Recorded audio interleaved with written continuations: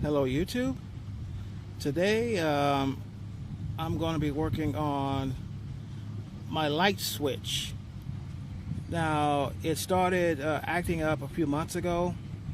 Basically my headlights and everything work except the dimmer switch went out on it, which is this right here. I can move it up and down, and if I click it all the way to the back, the courtesy light will come on. But outside of that, I have no gauge lights at night when I cut the lights off. These are completely black. No gauge lights at all. The dimmer doesn't work. And I checked everything, including relays and fuses, they're fine. But it came back to a bad light switch. So I had to get a new one. This came in the mail today. This is the new one, but there's a slight difference here. If you look at this one and this one has an extra switch that cuts off the daytime running lights.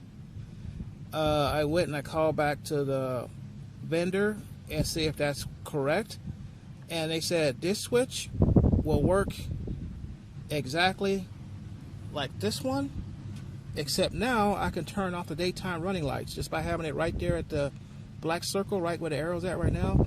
That cuts off the daytime running lights. Or I can just click it back to the left and have it function as it always does, with the daytime running lights on when the car is running. And then you got the parking light, and then you got your regular headlights functions. And then we got the dimmer switch. So after confirming that this is a good part and it will work, it's time to go through what we have to do to install it. Now, how to remove this? You're going to need a small flat screwdriver, and there's a slot right here, and it's a clip, and you put it in there and you pry it, and it should pop and slide out. If it hangs up, there's another clip right here and another clip right in this corner right here. You'll probably have to get the screwdriver in there and then hit those clips right here, and then the whole thing will slide out. So let's get started, shall we?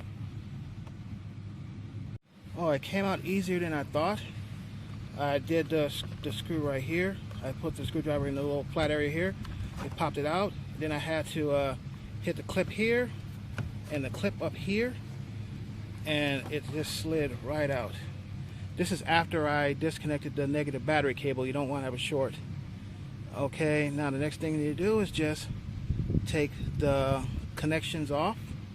Just unplug right out right here. This is the original piece, and this is the replacement. If you notice, all the pins are exactly the same, so it should just plug right in. Let's see how we can get this thing going. Here we go. Okay, they plugged in perfectly. Now the last final thing to do is just install it back in. Just slide it in until you hear the clicks.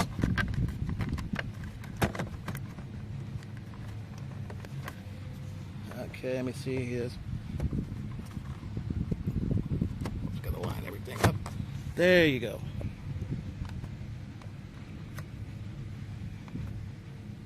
Everything is in.